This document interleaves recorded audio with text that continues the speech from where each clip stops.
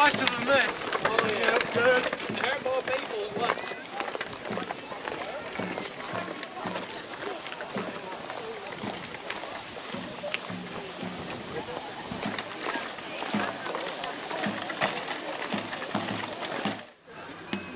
After the Battle of Corunna in January 1809, all the British forces in the Iberian Peninsula were withdrawn.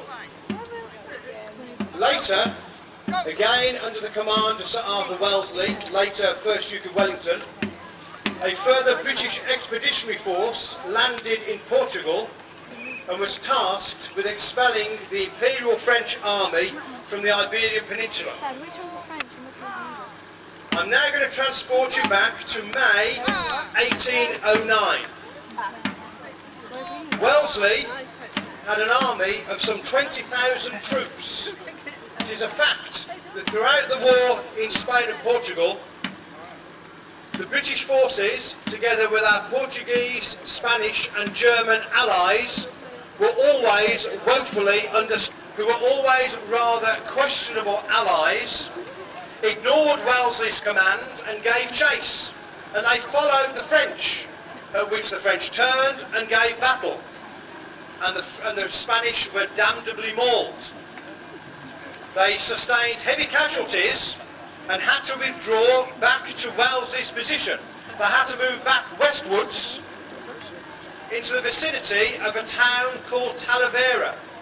Now today, Talavera is quite a large city to the southwest of Madrid, standing amidst the central Spanish plain.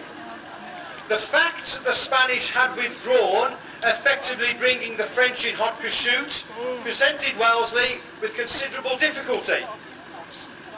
He was faced with an even greater threat, because in the meantime, Marshal Victor had joined forces with the army commanded by King Joseph. Now, King Joseph was Bonaparte's eldest brother and had been placed on the Spanish throne by Napoleon.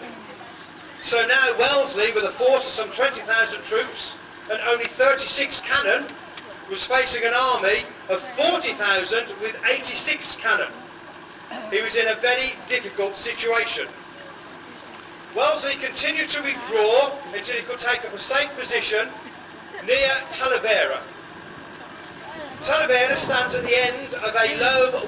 We can see the opening action of today's battle, a cavalry action between the French chasseurs and some hussars. The hussars are being repelled. Hussars are light cavalry, recently designated as hussars, having originally been light dragoons. They were engaged as pickets or lookouts, and they'd be posted in order to see any French advances. And quite clearly you can see they've been set upon by some French cavalry, some chasseurs, and you can see there the glimpse of their sabres as they do battle in the sunlight. Now the battlefield chosen by Wellesley near Talavera, this low, wide valley, was divided by a stream called the Portina Brook, and that stream had particular significance later during the action. So now we've moved to the 27th of July 1809. The French mount a surprise attack, and if you look to your right, you'll see the French forces arrayed there, French artillery, French infantry, and the keenly eyed amongst you will see the different uniforms, the different headwear, denoting different regiments. Arranged in front of the main body of infantry, you have the voltigeurs. These are the French light infantry, they're sharpshooters. They are the French version of our 95th, 60th and King's German Legion, which you'll see in action shortly. On the 27th of July, disaster nearly befell the British forces. So Arthur Wellesley, keen to see how the French were being deployed, took up a position on top of a fortified farmhouse in a tower, where he could see the French moving into position. He was so interested in what he could see down his field glass that he didn't realise that French cavalry, such as these you see before you now, had actually entered the farmyard where he was located. and it was only by literally the skin of his teeth that he escaped capture and managed to gallop back to his lines towards Talavera. As the French moved into position, the very first sight of them gave fright to the Spanish army, and the Spanish army literally turned and fled. So now Wellington, or Wellesley as I should call it at this stage, was in a very to sack the British baggage train. Wellesley now, with a substantially depleted force, was subjected to a considerable bombardment by the French artillery, and that will open shortly.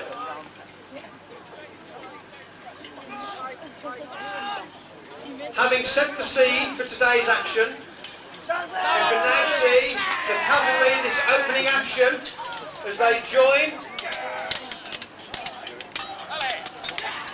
The sabre that's being used by the Hussars is the 1796 light cavalry pattern sabre designed by Major General Sir Gaspard Lamarchant. He was responsible for a great deal of the training and tactics employed by the British cavalry. He designed the light and heavy cavalry sabres, but the curved light sabre, as you see before you, was such an effective weapon, with tactics designed with a swirl to take off people's heads, to the front, to the side and to the rear, that there was a proposition by some French officers that the English should ban the use of this weapon. It was so deadly. Surprisingly enough, their advice was not taken, and this wonderful piece of weaponry, this curved 1796 sabre, saw action right the way through to Waterloo in 1815. And there, ladies and gentlemen, you have the opening shots with the French artillery. Now, for your comfort, it's probably better if you don't stick your fingers in your ears. You may, if you wish, place the tips of your fingers over your ears, but it's perhaps better if you keep your mouths open. That equalises the pressure. Now, if you look towards the French position, you'll see the French voltigeurs are lying down. That's to enable the artillery to fire across their heads. And if you look to the left, you see a response from a small unit of British artillery and heavy infantry. And immediately you can get an impression of what is called the fog of war. You can see the smoke drifting across the battlefield. Let's imagine there were 60,000 men fighting on the field today. You can imagine the scale of the smoke and the noise. And it's the noise that would have particular significance. When this battle is in full flow, as it will be shortly, you'll realise that the human voice has no use at all. Officers cannot give commands. The voice just cannot be heard. So, between my ramblings and the noise of the gunfire, you may hear the beat of the drum and the sound of the bugle. This is how commands and orders were communicated. And the soldiers had to know each drum call and each bugle call so they could follow their instructions. The British is termed the brown bess. These are smooth tubes from which a musket ball is fired using a quantity of gunpowder. It is an incredibly inaccurate weapon. The musket ball can fly off in any direction. The rifles, however, which you see deployed to the left using light infantry tactics, they have a rifle weapon.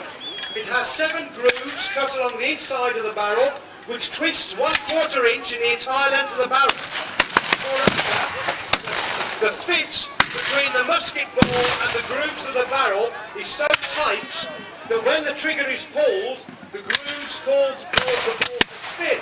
And it's that spin that drives the accuracy. An ordinary smoothbore musket is only accurate up to 50 yards.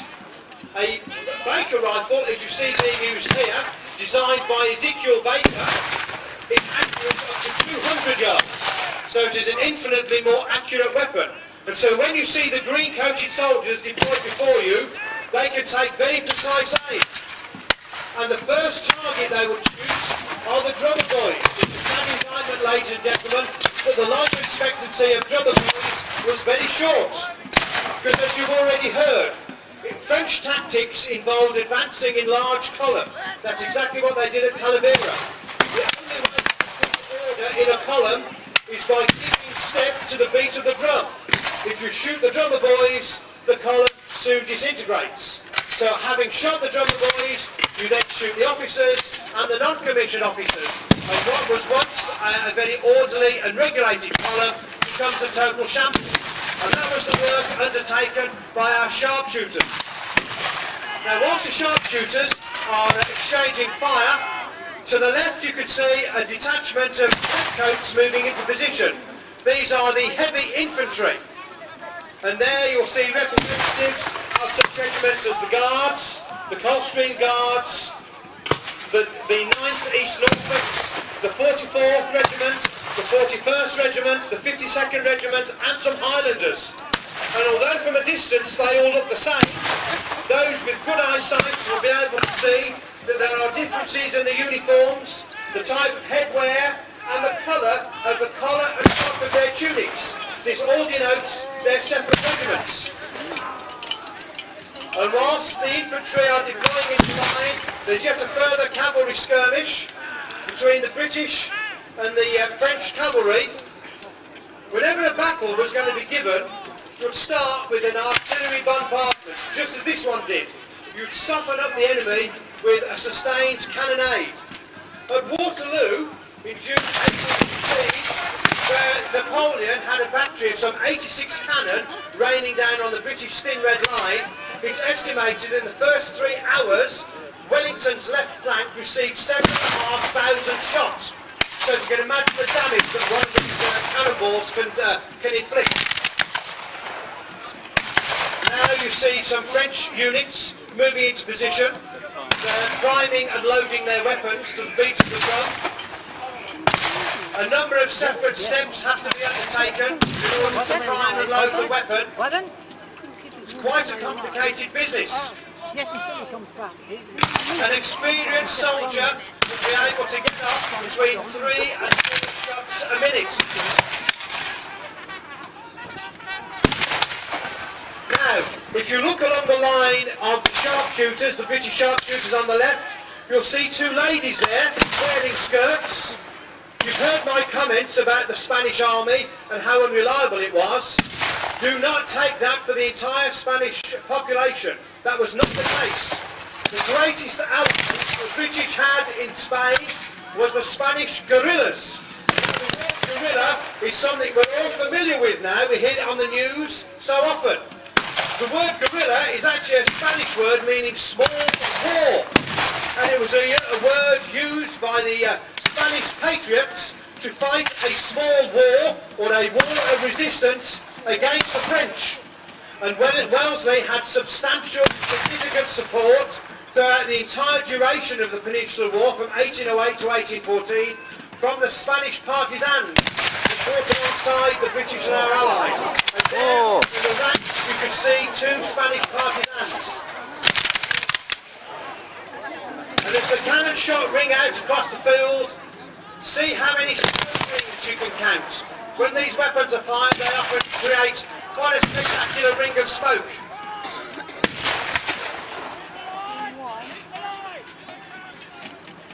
Now on the 27th of July 1809, after the French surprise attack, there was actually a lull in the proceedings. And for about 3 or 4 hours, there was not very much action across the field at all. But remember, I told you the battlefield was divided by the Portina Brook. And it was a very hot day, just as today. And it's recorded that French and British troops came down to the brook to fill their canteens and to splash water on their faces. And the French and British soldiers sat there in total harmony, laughing and joking and exchanging stories and shaking hands until they were recalled by their armies to go back and give battle. It's one of those strange stories of warfare, very akin to the ones of 1814 and playing football between the trenches. If you look to your right, you'll see the French there formed something approaching a square, an infantry square. When there are cavalry on the field, the best defence infantry can have is by forming a square, where they adopt a square shape with all their weapons and bayonets facing outward. Well, at Talavera, after the blood in the battle, the French, at 2 o'clock in the afternoon, just around now, mounted a main attack. They advanced in 3 grand columns. We've already heard that the French favoured advancing in column. They had their reasons for this. Big columns of men in splendid uniforms will strike fear into anybody's heart. But the trouble with a column, no matter how big and how strong the columns are, only the first 2 ranks can actually fire. So you may have hundreds of men in the columns, and these columns were actually 60 men wide and 24 ranks deep, so you can imagine how many hundreds of men there were. Only the first 2 ranks can actually fire. In line, however, as the British were deployed, if you have a numerically inferior force deployed in line, they are able to use and bring to bear greater firepower. So consistently throughout the Peninsular War, right up to Waterloo itself in 1815, French column was always defeated by British line. Well, at 2 o'clock on the afternoon of the 27th of July 1809, the French launched their major attack in 3 columns. It clashed with the British, and there was a fierce firefight, after which 17,000 French soldiers lay dead on the field.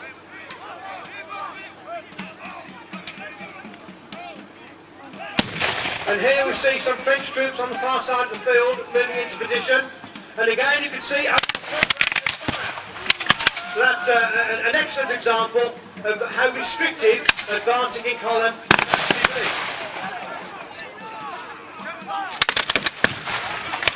And there to the left, the heavy infantry raining down a volley of musketry, and there proudly in the centre of the line you see their regimental colour. If you look to the right, where the French are deployed, you see there being held aloft their drapeau with the French eagle aloft. Each regiment of the French army had an eagle bestowed upon it by Napoleon himself, and these items they acquired almost mystical significance. And in exactly the same way it was a great sin for a British regiment to lose its colour, similarly in the French army, if you lost your eagle, it was a great sin. Now you see the British skirmishers falling back against an advancing French column, and a further column is moving. But now fire is being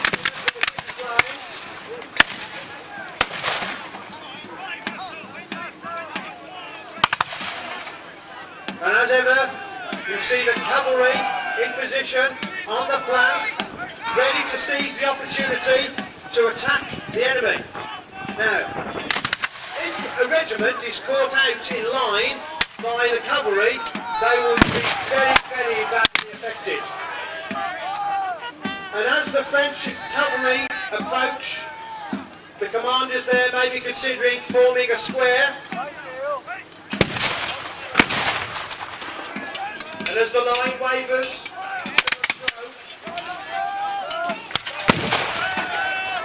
now you see the British redcoats forming a square. If you can imagine there a very spiky hedgehog, all those weapons with the bayonets and the soldiers and the sergeants with their pikes sticking out. Horses cannot be made to charge against bayonets and pikes.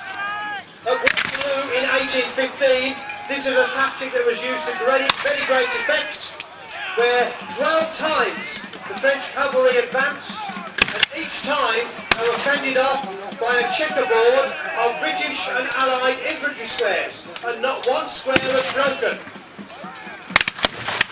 And now you see the British infantry square reforming into line, so it can use all of its muskets and bring all its fire to bear. There's the 95th. Again, move into position. The French cavalry are driven off.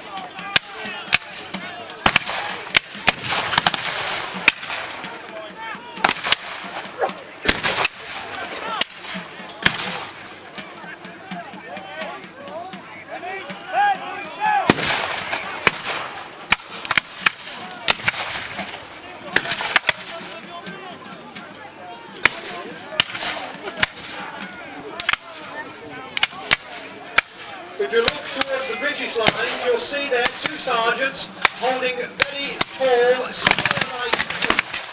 These are called spontoons, and they were carried by the sergeants as a weapon and also a mark of their rank. It's a very useful item to place it across the backs of your soldiers when they're in a line, if that line starts to waver.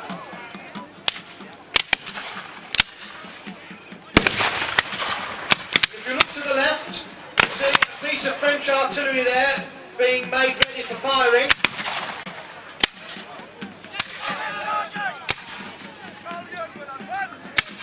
There the charge is being placed down the barrel. It's now being rammed home. The soldier places a spike down the touch hole to pierce the bag of powder. He then inserts a quill filled with gunpowder and they apply the fire and away it goes. After each shot, the barrel has to be wormed out, as you can see now, to pull out all the debris from the previous shot. Then a wet sponge is placed down the barrel to extinguish any embers. Then the whole procedure is repeated with the charge and the musket and the cannonball and the wadding, and then it's fired.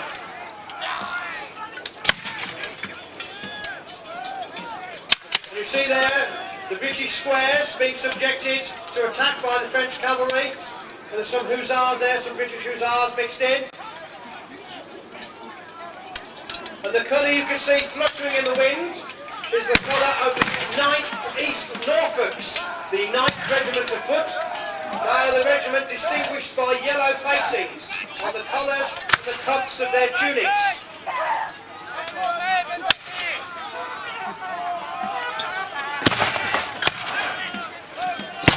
And again the French are moving forward.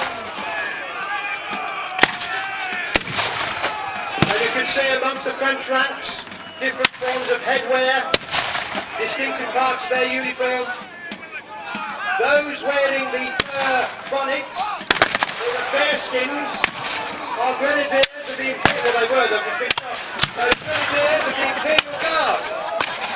Now if you go to Buckingham Palace or watch the trooping of the colour, and you see all the guards wearing their big, tall bearskins, you have to thank the Prince Regent for this.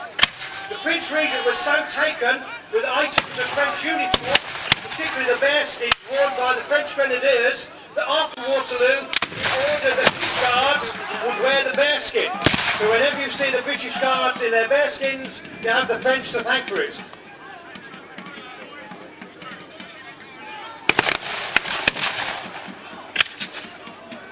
Now you can see elements of the British forces moving forward. So the field is littered with bodies of the fallen.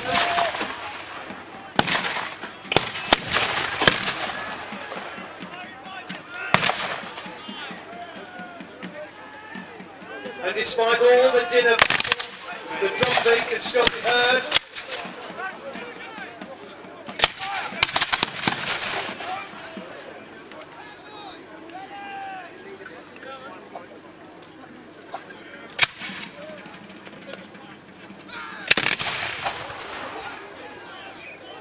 Now between 1808 and 1814, the period of the Peninsular War, battles such as this were fought to and fro across the Iberian Peninsula. Some battle honours, the Trinidad Rodrigo, Rodica, Vitoria, Salamanca, Talavera, right through the Pyrenees into southern France to the siege of Toulouse in 1814. And now you see the British hussars have been caught. They've been caught, but they've caught by the French cavalry, but they've seized. You see that they've seized the Imperial Eagle. That'll be taken away as a trophy. At Waterloo in 1815, 2 Imperial Eagles were seized, and they were laid at the feet of the Prince Regent as great battle honours. And there, if you look to the right, you see the French Imperial Eagle being carried away by the British Hussars.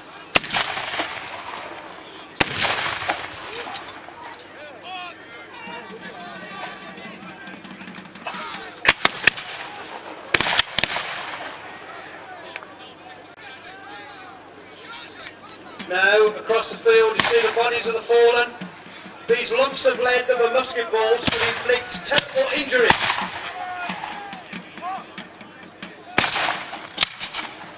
They would smash bones, ricochet around the inside of the body and cause terrible damage. Often, the only form of treatment was immediate and speedy amputation. If your arm had been smashed by a musket ball, your arm would be amputated. Similarly with your leg. Often, amputations carried out at the side of the battlefield with a blunt saw without any form of anaesthetic. And now you see the British surging forward, and elements of the French falling back, have taken a French gun. The next worst thing to losing your colour is to losing your field pieces, losing your guns.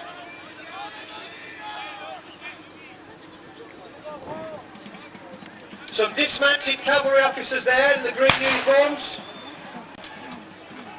Rather tiny there, trying to fend off the British.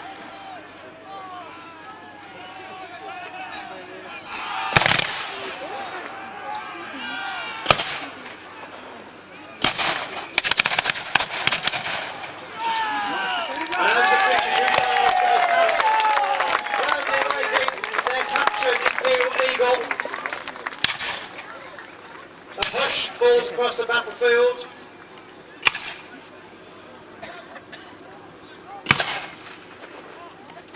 Will there be a parley? I see the French General, the Marshal there, is being captured. If he agrees to be a good prisoner, he will be offered the entitlement to retain his sword. In other words, if he acts as a gentleman, he will not be treated in a rough fashion. And on the far side of the field you can see a section of French infantry there, having been wiped out. The 95th there going forward in support of the Redcoats. Some hand-to-hand fighting and going in with the bayonets. And a French officer there running for his life across the field. And I think, ladies and gentlemen, you can safely say that the British have carried the day. Huzzah! A time earlier, French losses amounted to some 17,000 men. British Allied losses were just in excess of 5,000. What we've seen here is a representation of what warfare would have been like during the Peninsular War. In recreating it in the way that we do not seek to glorify what happened, because war is indeed a very bloody business. We seek to show you the colour and the excitement of Napoleonic warfare. I am therefore able to ask our fallen comrades to rise up and to join their units.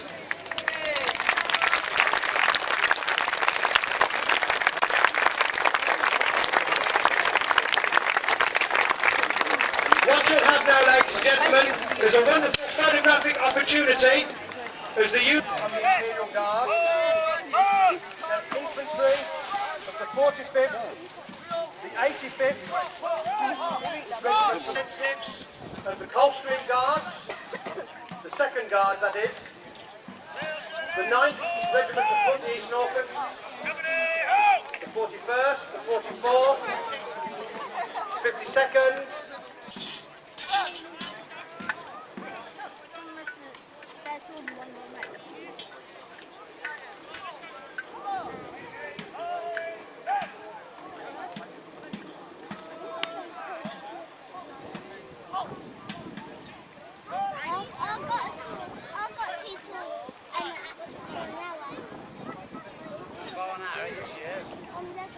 Ladies and gentlemen, I present to you the forces of the Napoleonic Association and Allied groups for your appreciation.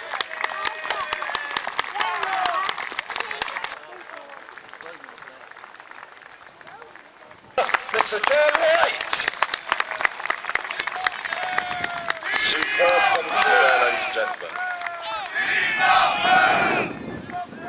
And ladies and gentlemen, long live the Emperor. And And so, ladies and gentlemen, we now see the troops of the British Army leaving our display field. The legendary redcoats with the brand new green coats of the Baker Rifles, with their Baker Rifles. 95th, the 60th Foot, and the King's German Legion.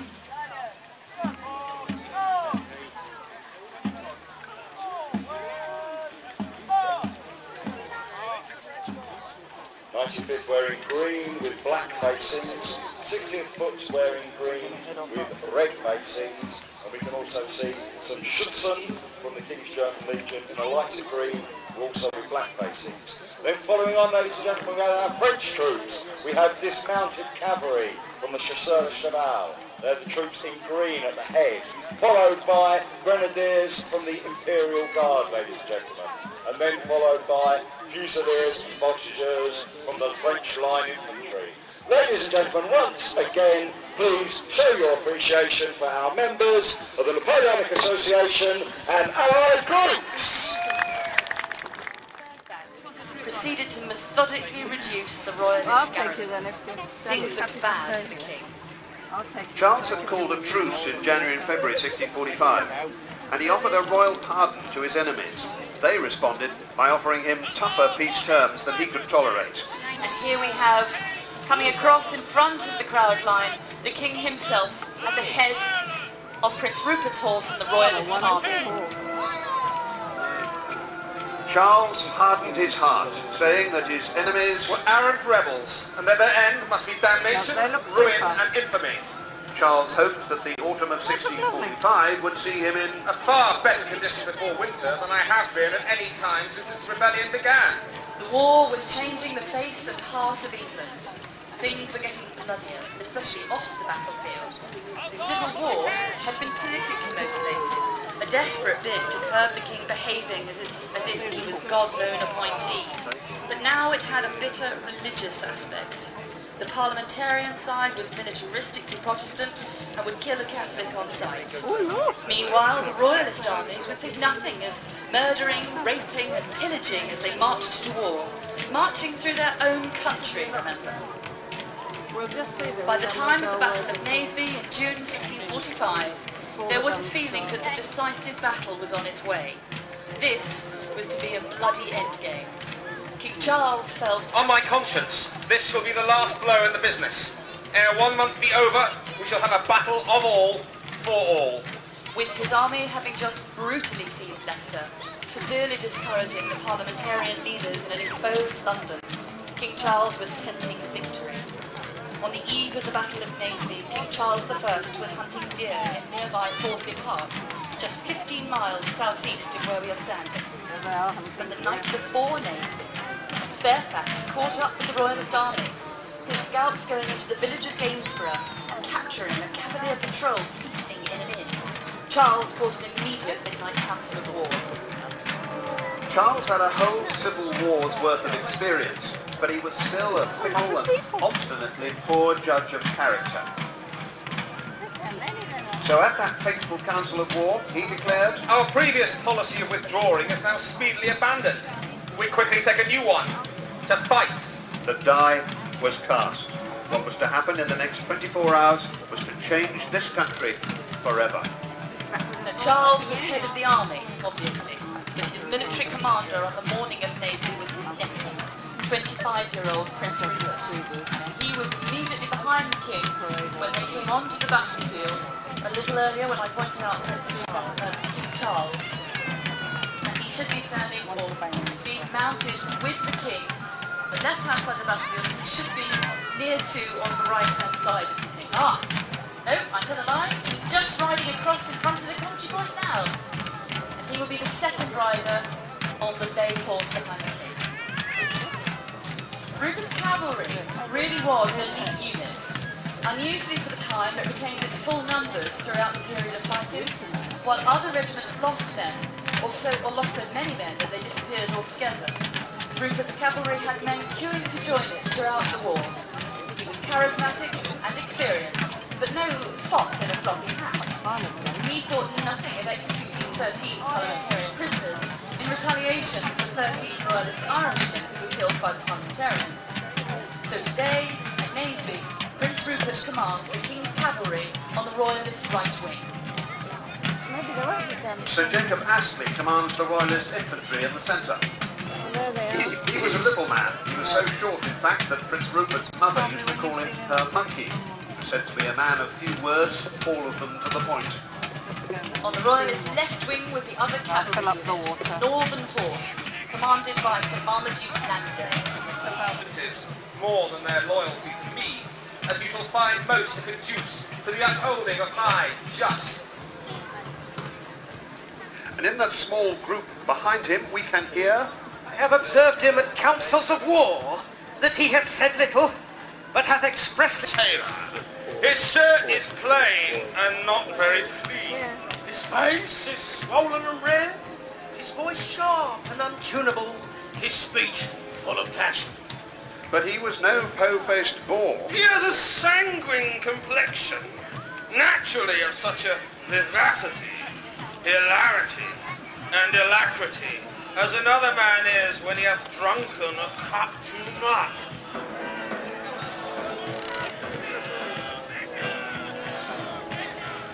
In the Parliamentarian centre, commanding the infantry, was Philip Skippon. Like Fairfax, Skippon had nearly fought on King Charles' side, but decided not to on religious grounds. He was to have an eventful day at Naseby. Actually, you can see him. If you just look to the front of the Royalist army, he's wearing a buff-coloured suit with a tawny orange sash and a black hat, and he's carrying a pole arm.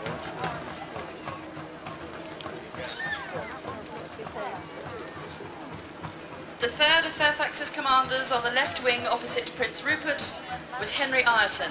He had been to Trinity College, Oxford, where he had... The character in that house of a stubborn and saucy fellow towards the seniors, and therefore his company was not much wanted. Under the dragoons was John Oakey, and you should be able to see them on the crowd, on the right-hand side, on the crowd map. This new model army. He'd worked as a drayman and a brewhouse stoker in Islington before joining Parliament's army. He was described as a Fiery colonel, as lusty, brave and stout as any man who fought in England. and he would have to be. But A company of poor, ignorant men to seek how to order our battle, I cannot but smile out to God in praises, in assurance of victory, because God would, by things that are naught, bring to naught things that are.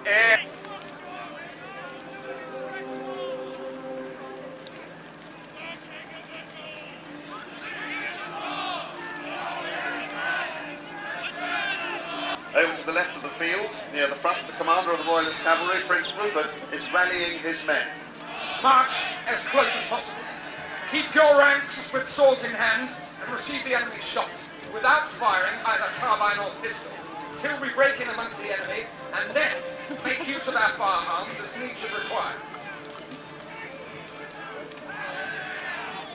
Now Cromwell is doing some ordering of his enemies. This group of parliamentarian dragoons near the crowd line. Now, you may have just seen them coming along. The horses have been taken away. The crowds of the dragoons are now marshalled behind the hedge on the left, which represents the Sulby hedge. Mount your men with all speed and flank our left wing. Let us draw back to yonder hill, which we encourage the enemy to charge us, which they cannot do in that place without their absolute ruin. Cromwell wanted these dragoons, commanded by the brewhouse stoker John Oakey, to flank Rupert and shoot into the side of Rupert's charge.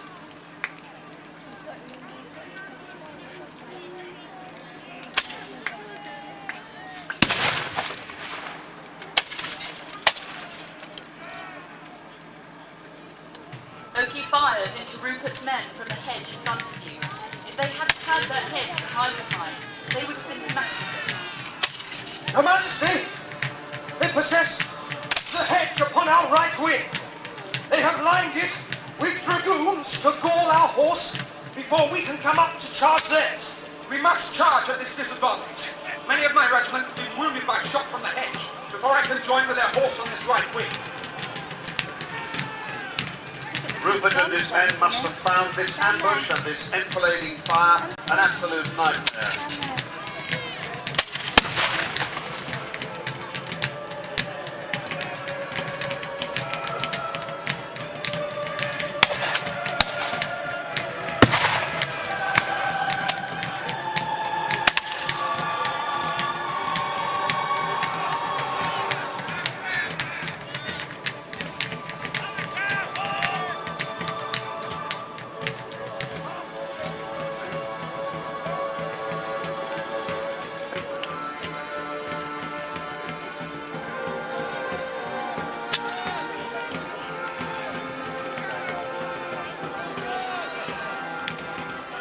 But now it was time to kick the horses and get the proper charge underway. Off goes the Royalist cavalry, led by Rupert. The parliamentarian left winger to that saucy fellow and friend of Cromwell, Ireton, only needs a couple of attacks before it crumples. Well, consider the terror and confusion you might feel facing such a cavalry charge. Although discipline and training are important when battle is joined, very often there is no substitute for experience.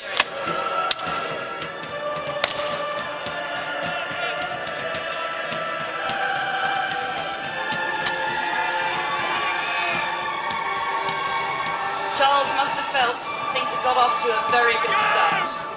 Your Majesty, we have got in a few minutes a glorious victory.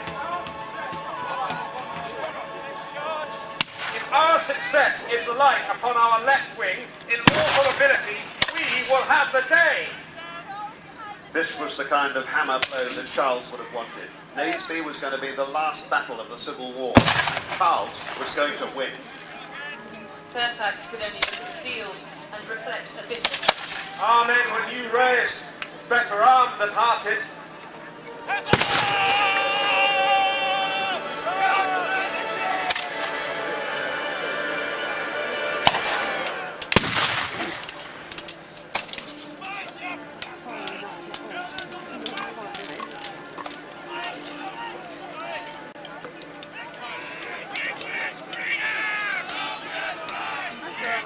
Rupert's second charge just carried him right off the field and out of the battle for the time being.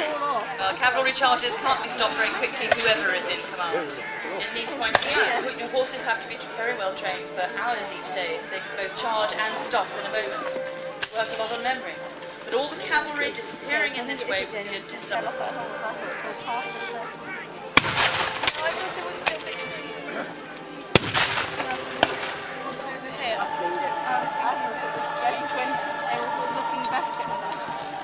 Skippon is in the centre of this developing melee. You remember I pointed him out earlier, just standing at the back of the field, right-hand side, in a buff-coloured suit with a tawny orange sash and black hat. Come on, boys! My brave boys! Let us break up and fight heartily. I'll run the same fortunes and happens as you!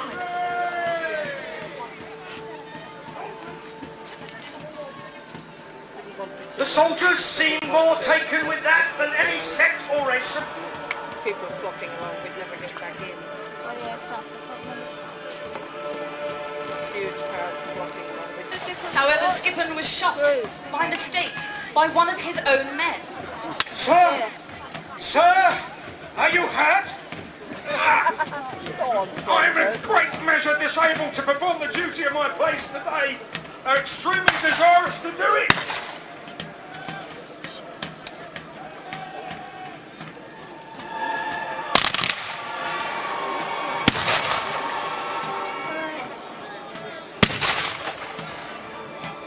Won't be much more. That was a good tip, that. Keep your out mouth open because it does help the impression.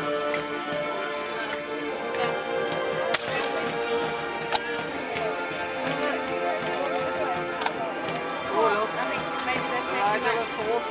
Yeah, maybe they're taking that one off and then safety. Just one along. Yeah.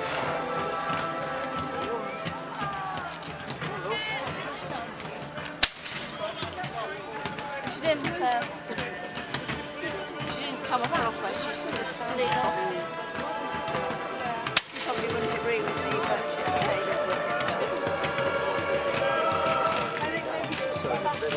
But Charles's next order was for Sir Jacob Astley on the left to lead his infantry forward. March on, boys! And for those waiting to receive them, it must be a horrible, mesmerising sight to watch the King's infantry come rippling rank upon rank towards you. So as they approach musket range, what actually happens there? It's very nerve-wracking for the common soldier, and it is down to a good commander to keep them together in a moment of such crisis. The drums would have spurred on the infantry, as each army approaches the other, religious insults would be hurled across the ever-narrowing divide. And all the while, at the core of each body of men lies the soul of the regiment, colour,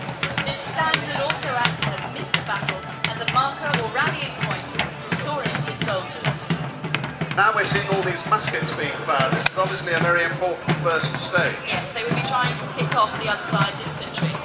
The musketeers are invulnerable to attack from the opposition's cavalry, which is where the pike comes into play.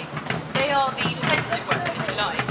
If the cavalry were to attack, the idea is for the musketeers to withdraw inside the pike block, which will defend them against the horse. Because no horse in its right mind is going to run onto an 18-foot long pole tipped with iron. So it's very simple but very effective.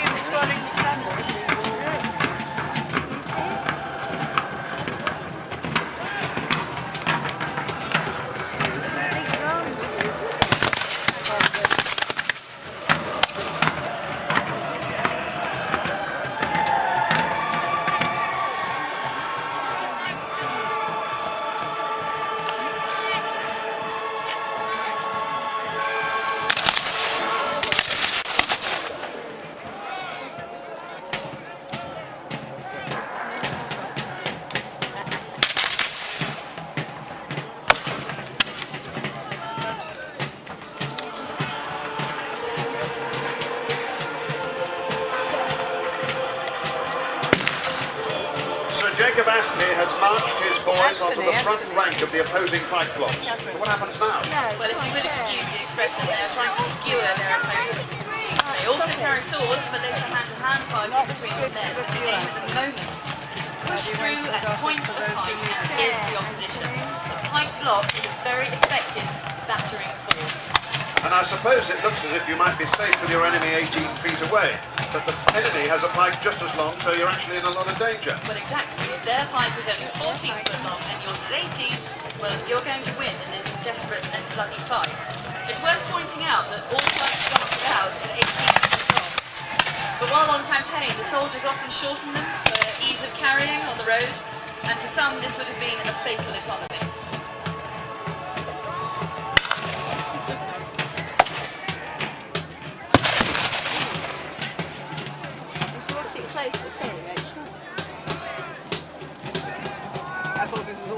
No, I saw them.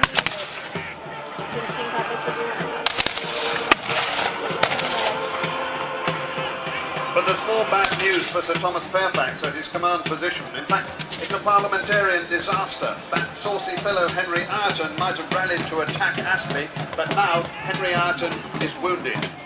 Sir Thomas, General Ireton, his horse being knocked from under him, and himself run through the thigh with a pike, and into the face with a helmet. He has been taken prisoner by the enemy. Fairfax and Cromwell must have felt the battle slipping from them. How goes the battle? Very doubtful. Very doubtful.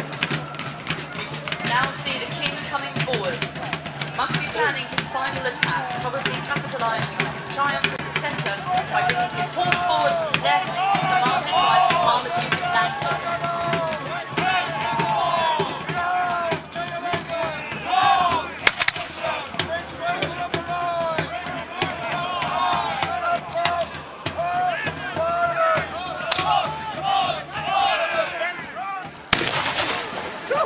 Just there, see? Just there. I jumped. No, I went like this. Well, there's little the parliamentarians could do but fall back. Fairfax and Cromwell must be looking on aghast.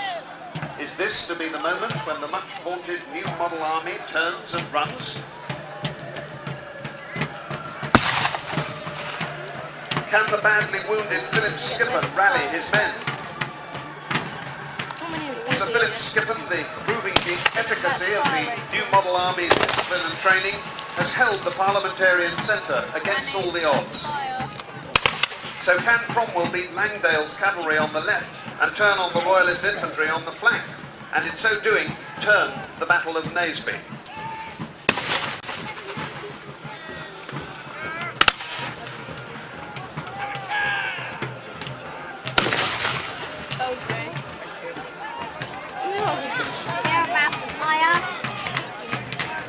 They're about to fire. Bottom's going to fire. It's the sulphur.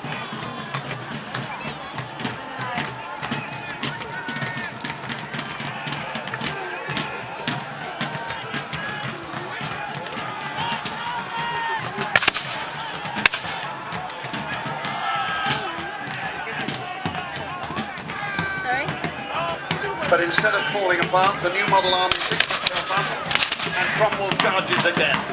This was where the Ironsides training and devotion formed for everything. As we saw at the beginning of the battle, Civil War cavalry, for example Prince Rupert's, would always be relied on to shoot down their commanders by galloping off into the distance as an unstoppable, unwieldy and dangerous force, but not the new model army. As Cromwell's Ironsides successfully pushed their way through Langdale's northern horse, King Charles must have despaired. Langdale's brigade has basically run away. We may have lost me the day. Time for initiative on the part of John Oakey and his dragoons. Now, initiative was a quality that Cromwell looked for in independently minded commanders. Normally dragoons mount and then shoot, not what Oakey is doing, remounting and behaving like cavalry. Cromwell drives your army before him. We shall mount and charge into their foot. Oakey needs to move around the field to effect his attack. Now the parliamentarians are beginning to mass just as Charles was doing earlier. Are they going to be any more successful?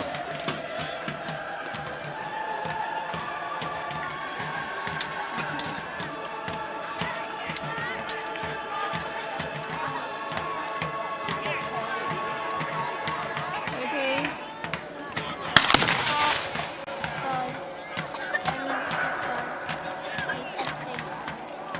It's just let's recognise the signs now. Good for her. They're ramming on me. Grandpa tell her what they're doing. Stamping down the powder with a ramrod.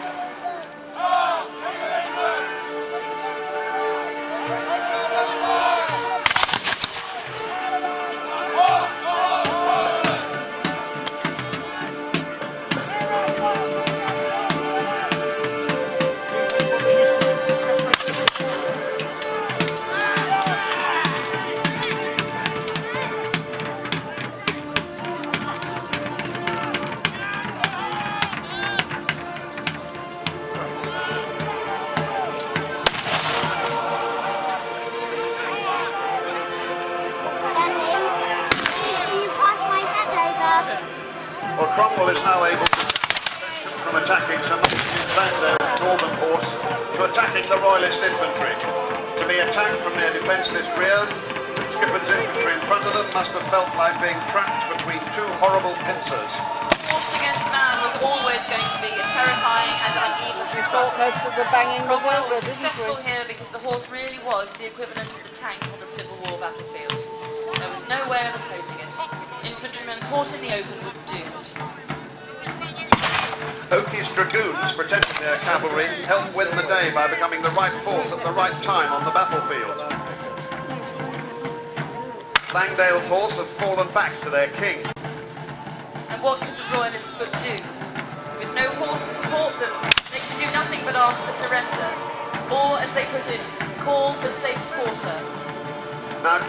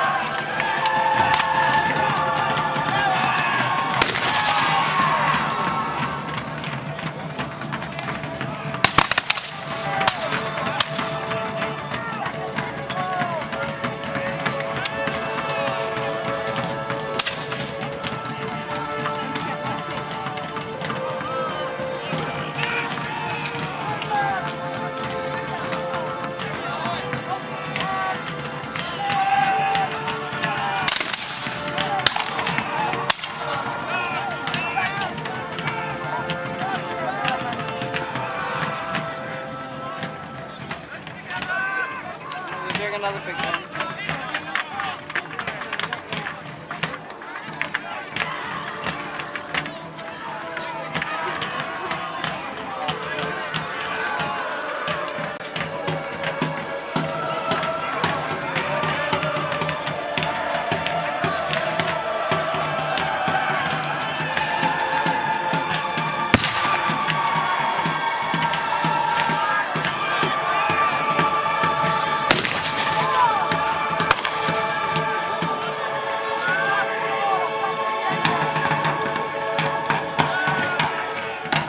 Now Charles has a moment to grab at a victory from these jaws of defeat. All he has to do is to lead his lifeguard, his own personal bodyguard, and some of the finest horse in the land, and that regiment of reserve bluecoats forward in a bold advance to attack Cromwell and thereby relieve his infantry. In doing this, Charles were prepared to die. But enter an unlikely man to hold the fate of England and democracy in his hands. Sir Robert D.L., resident of the Isle of Carnwath, Wisconsin.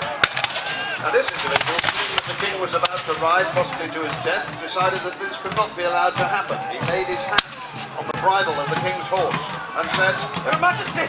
Your Majesty! Would you go to your death in an instant? Chaos ensued. Before Charles knew what was happening, Carnwath pulled his sword round. Seeing this, his army went to the right and not straight ahead. Your Majesty! March to the right! No! Give them the more soldierly word! Stand! And hear the more poor, unlucky word has carried more from you, Your Majesty!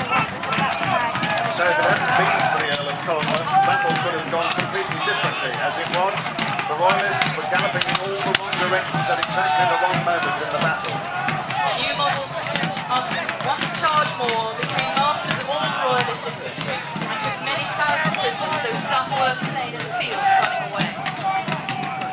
There was one regiment of Charles's that was not routed but stood firm behind its colour. That was the Bluecoats. Fairfax himself had them in his sights. They stand very stoutly, stern off, like wall and brass. We encompass them by our forces, which we force to knock them down with the butt end of their muskets. Great part of them are Irish, Sir Thomas. It is to die in the field rather than be hanged. Colonel Charles Stoneleigh was commander of Fairfax's lifeguard. He was worried that Fairfax himself was getting too close to the action. Expose yourself too much, then, sir, my lord, and the whole army thereby, by riding around bareheaded. My general, please take It's well enough, Charles. You charge that bucket then. Sir, I have charged them twice, but I cannot break them. I bet you charge them again from the front as I charge them from the rear, and we might meet each other again in the middle.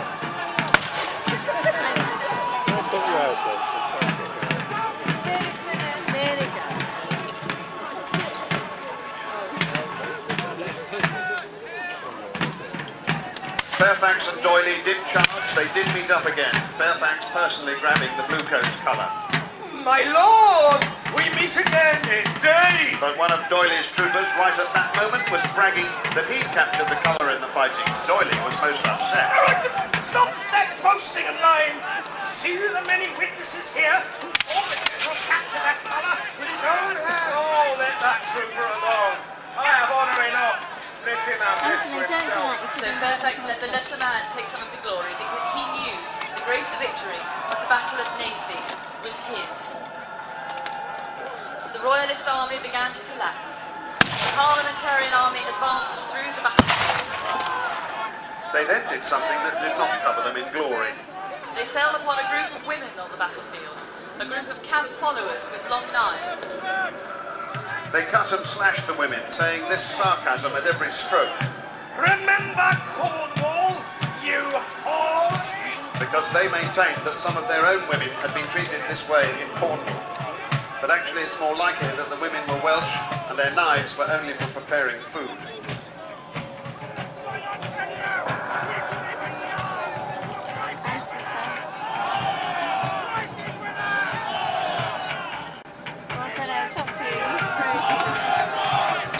But almost the whole of his infantry at a single stroke, a disabling defeat. And the king lost his officer corps from officers to corporals to experienced infantrymen.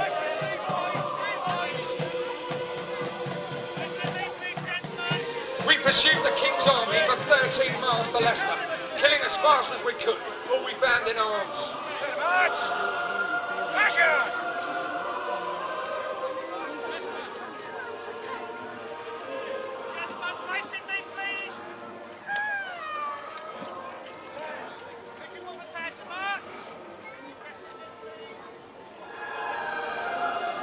Charles now addresses his troops.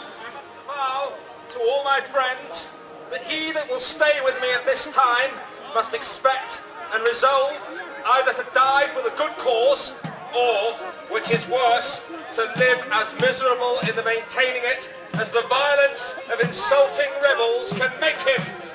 This was a clear and fatal statement of how Charles felt. He might be beaten in the field, he may even go to the block, but he's not prepared to admit to any erosion of his privileges and powers.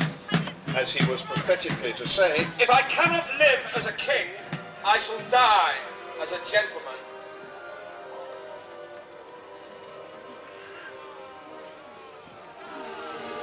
Fairfax had won a mighty and important victory. All that I desire is that this great, never to be forgotten mercy may be given to God in an extraordinary day of thanksgiving, and that it might be improved to the good of his church, which will be faithfully endeavoured by your most humble servant, Thomas Fairfax. Cromwell also had a view. Honest men, you have served faithfully in this action. You are trusty. You may never be discouraged. This action will beget faithfulness and humility in all concerned in it. He that ventures his life for the liberty of his country, I wish he trust God and the liberty of his conscience, and Parliament for the liberty he fights for. Well now, ladies and gentlemen, you can thank both sides in the Battle of Naseby with your applause.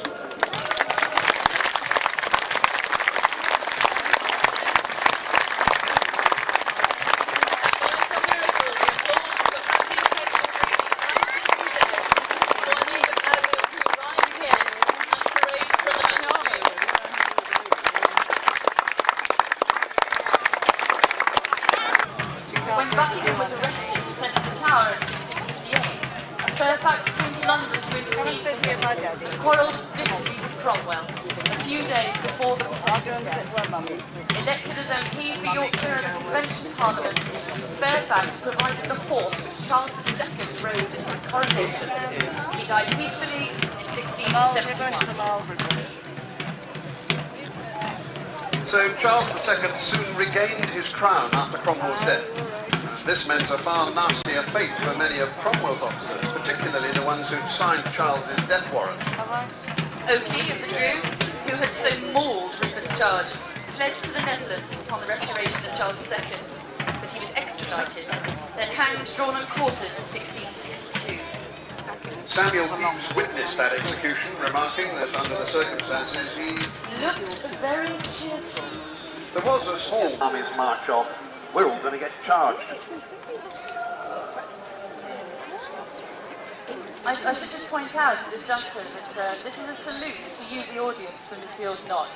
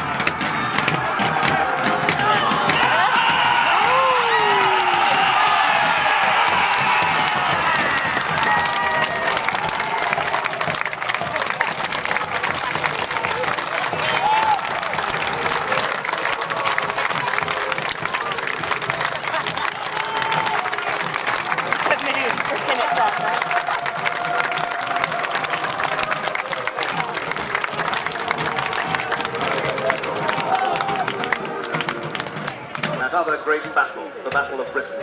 Those two aeroplanes are, of course, the Hurricane and the Spitfire, after the parade. And so, ladies and gentlemen, please give a very, very big round of applause for our commentary from our sound. Absolutely superb.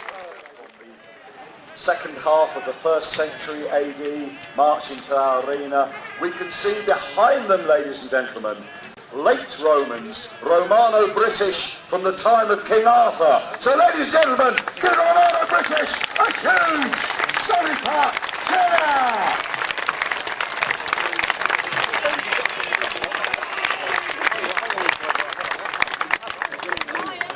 And from 400 AD, we're moving on to 1450 AD. We're going forward 1,000 years in time, ladies and gentlemen. Oh, before that, we've got some Romano British cavalry. Viva the cheer!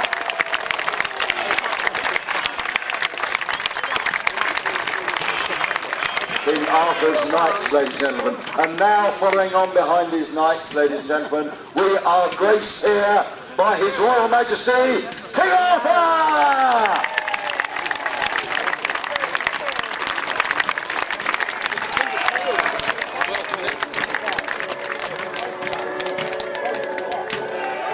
Followed by the Dragon Standard, ladies and gentlemen. Give the Dragon Standard a round of applause, please.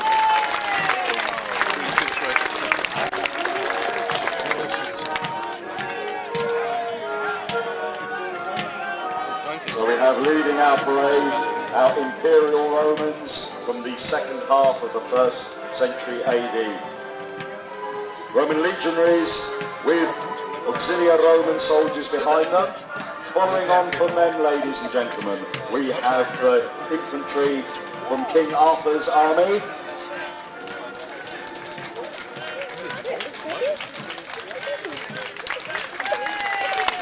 So give a round of applause for our Roman legions and our Roman auxilia of the Emperor Vespasian, AD 69. Give a big cheer, please, ladies and gentlemen.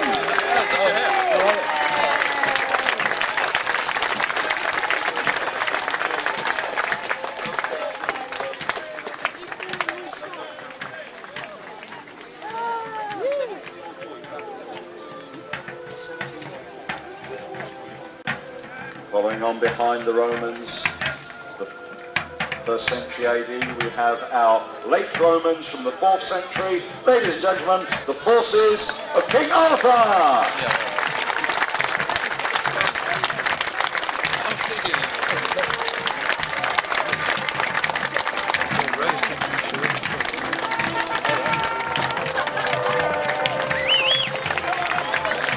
So give King Arthur a cheer, please, ladies and gentlemen.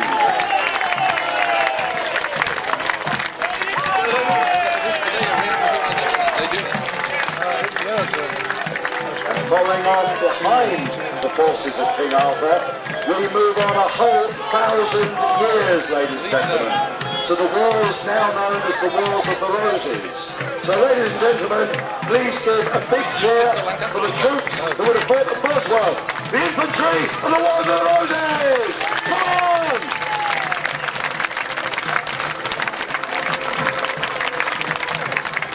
Many different groups and households, ladies and gentlemen. And following behind the troops of the Wars of the Roses, we now move on to the English Civil War of the 1640s, ladies and gentlemen. And leading the Royalist Army, the army of His Majesty King Charles I, we have the soldiers of the Marquis of Winchester's Regiment of Foot.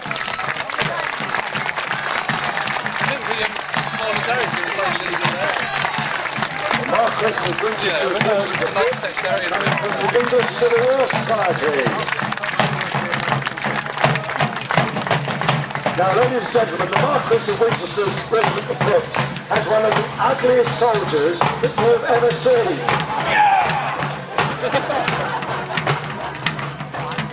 And now, ladies and gentlemen, will you please give a loud huzzah for the Royalist forces of the Sealed Knot? Come on!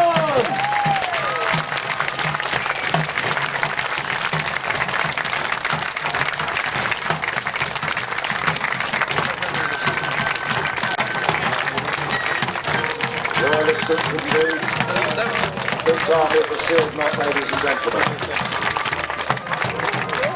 Many fine regiments of foot.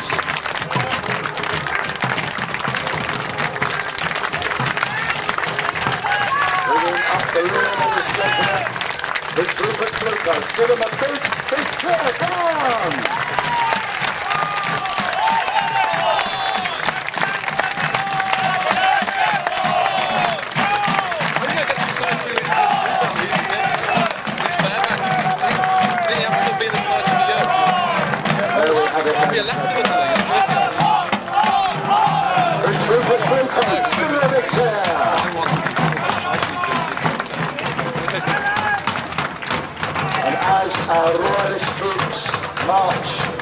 Past you, we now, ladies and gentlemen, we will see the victors of the Battle of Naseby. Ladies and gentlemen, we can see Sir Thomas Fairfax and Oliver Cromwell at the head of their famous Ironsides. Ladies and gentlemen, I give you the Parliamentarian Cavalry of the Sealed Knot.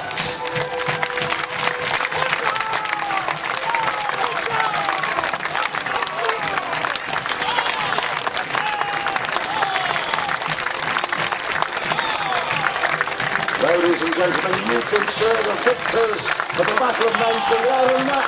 Come on! The victors of the Battle of Naseby, ladies and gentlemen, the bringers of our freedoms and our rights that we enjoy today.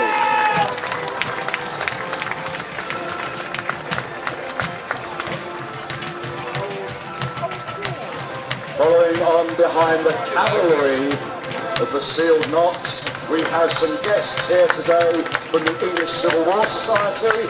Ladies and gentlemen, I give you my favourite unit in reenactment, the unit I was very proud to lead for many years. Ladies and gentlemen, they're your favourites, they're my favourites, the Fairfax Battalion! Come on!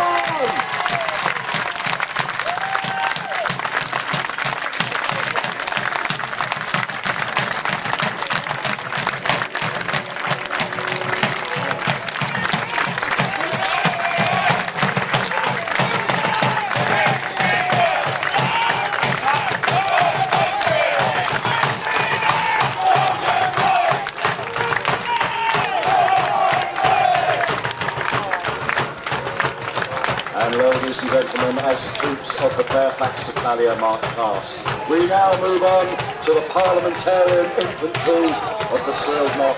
So ladies and gentlemen, we have our victors of the Battle of Naseby, the Parliamentarian Infantry of the Sealed Knot. Come on!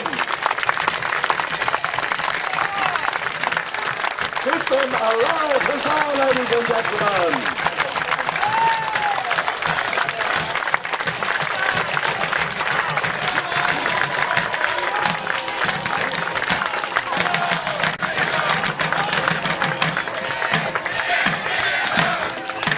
Ladies and gentlemen, as the disciplined ranks of the new model army file past, wearing their smart new red coats issued from London. Give them a round of applause once again, please. Come on!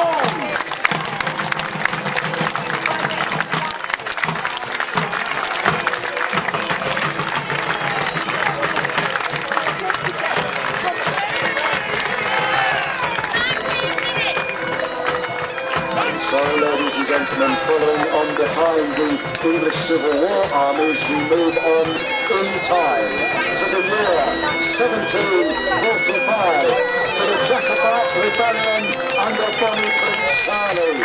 Ladies and gentlemen, I give you the names of race stars, I give you the Jacobite rebels, the Highlanders!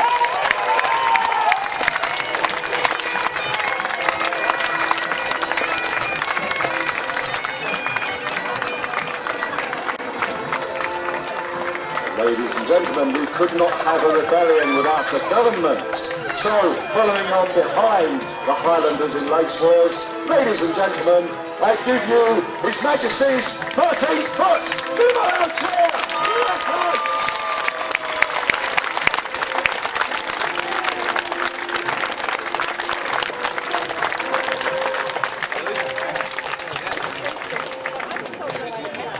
And now, once again, ladies and gentlemen, we move on in time to the time of the Napoleonic conflict, the Napoleonic Wars, 1804 to 1815. Ladies and gentlemen, I give you the British Heavy Infantry, ladies and gentlemen, the Redcoats of the Napoleonic Association.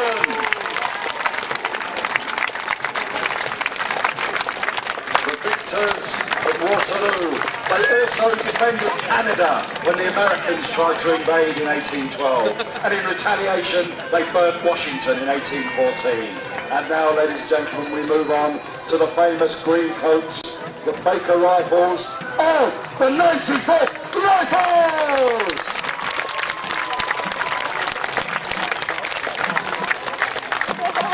Following on behind the 95th Rifles, ladies and gentlemen, we have members of the Royal Artillery, Militia!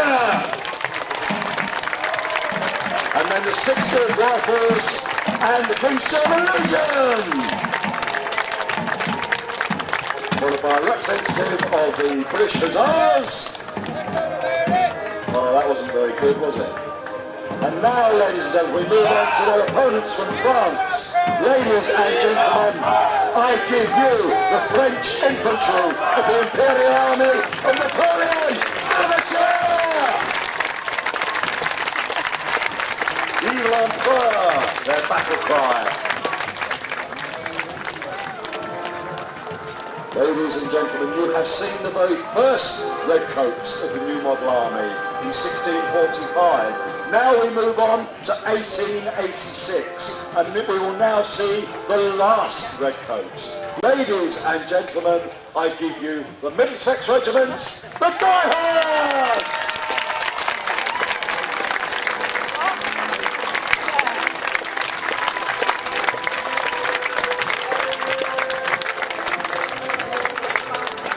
This was the uniform they would have worn if going to war in Europe in 1886. But a few short years later, in 1914, the Great War broke out. So ladies and gentlemen, will you please show your appreciation for our soldiers from 90 years ago, 1914, the British Old Contemptibles!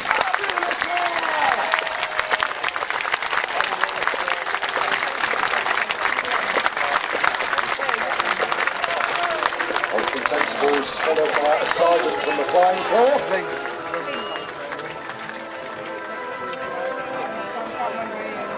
Ladies and gentlemen, we can give a big cheer for our medical. They don't want a big cheer. Medical services of the British Army in the First World War. But now, ladies and gentlemen, I want you to give a big English cheer for our opponents in that war, the Imperial Army, the Kaiser's Army, ladies and gentlemen, the German Army 1914-1918! Followed by the army of our allies, the Imperial Russian Army, 1914-1917! Give them a cheer, come on!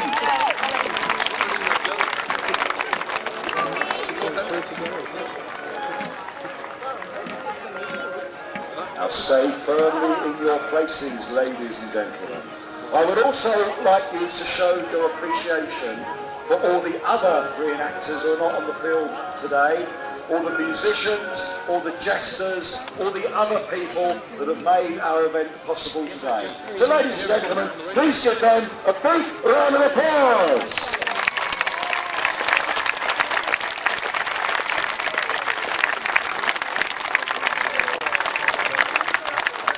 Ladies and gentlemen, you have seen our soldiers from Roman times up till the end of the Great War. The Great War ended in 1918, but it was in fact only a truce that would last until 1939, when the Second World War would break out again.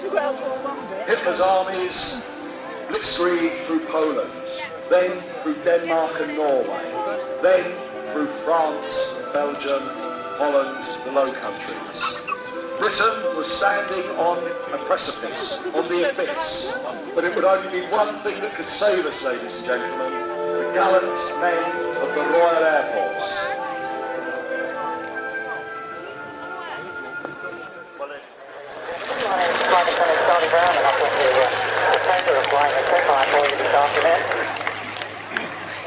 And that, believe it or not, was Charlie Brown talking to us from the cockpit of that very aircraft. Now look up at that wing shape. That was the classic elliptical wing shape of the Spitfire. That was Mitchell's genius that designed that wing shape.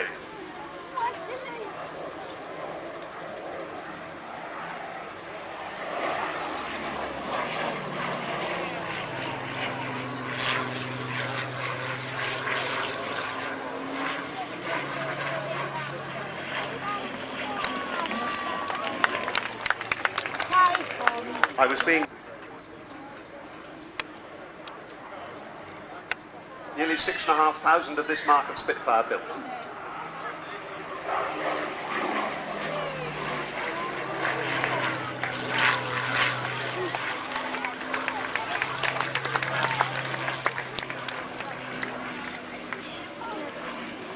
Charlie flying barrel rolls for us there, a manoeuvre that's where the aeroplane describes the shape, the outline of an imaginary barrel lying along the axis of the display line. Spitfires overall, more than 22,000, very nearly 23,000 were built, including the... This aircraft, with its Merlin engine, had 27 litres of size of the engine. The later aircraft had a Griffon with 37 litres, an absolutely enormous engine in front, but another V12 engine.